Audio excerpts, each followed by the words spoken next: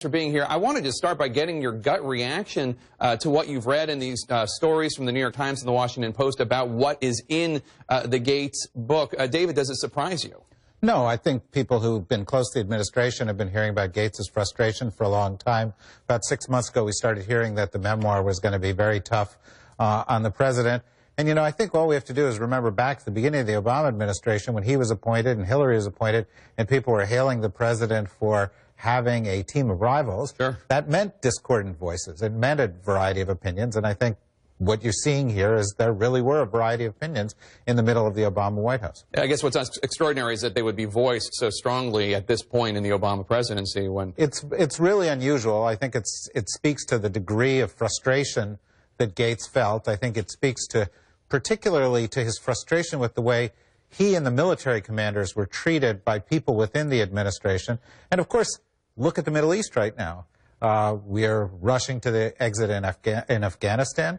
Iraq, where we rushed to the exit, is now in worse shape than it's been in 5-6 years. The region looks in tough shape.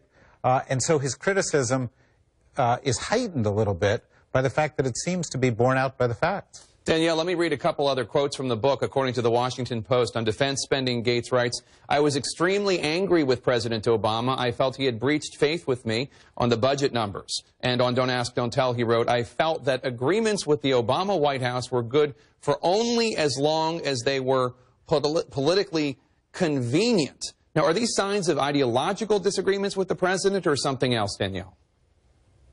No, I think it's exactly what David characterized it as, something that's familiar to most of us in Washington, which is that the White House basically is uninterested in the counsel of the president's own cabinet. And so you had frustrations from people like Gates, from people like Hillary Clinton, and frankly from every other cabinet official who ever had an opinion on anything, because they had no input at the White House, and decisions were made not just without them, because I don't think that they were made so much without them as without any respect for their input, particularly on questions, as Gates reports, of timing.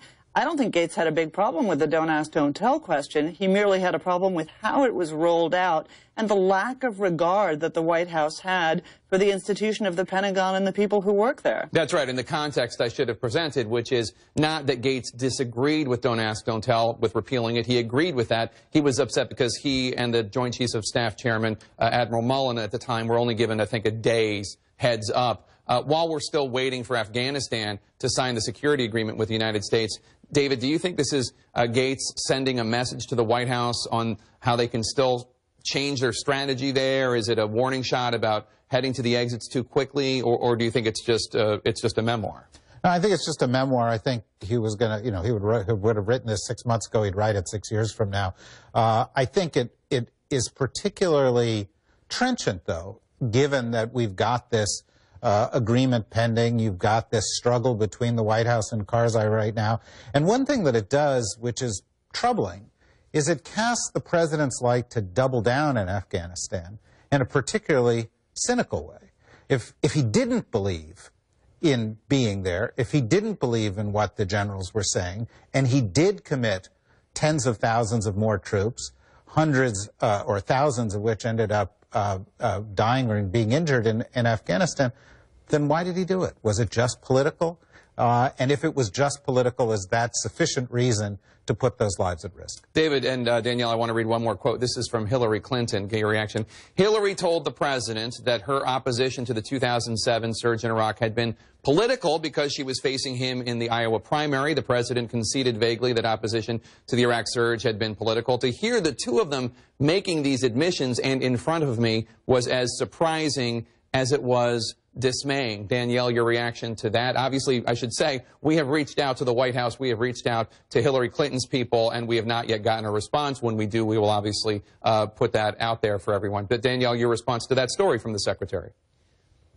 Again, I think that anyone you talk to in Washington who's going to be frank with you is going to say, yeah, that's right. These are things that have been well known for a long time. A lot of the opposition to the surge in Iraq was political at the time. Everything was in the context of an election. The problem is, for the president and for others who may seek to be president, that when we recognize that they are making these sorts of cynical decisions about national security, about our troops, it reflects extraordinarily poorly on them and on the decisions that they make. And as David said, you know, if the president was so cynical as to send troops in a surge, which I certainly supported, to Afghanistan without having any intention of actually securing victory in Afghanistan, that's enormously troubling, and you know, it fills me with apart from anything else, just great sorrow about the leadership of this country and what our allies are going to estimate of the leaders of our country. Well, more to come on the book. I do want to close with this quote from Secretary Gates about Vice President Biden, which is, I think he has been wrong on nearly every major foreign policy and national security issue over the past 4 decades. Quite a stunning thing for a Secretary of Defense to say about a sitting Vice President. David Rothkopf and Danielle Pletka, thank you so much. We appreciate it.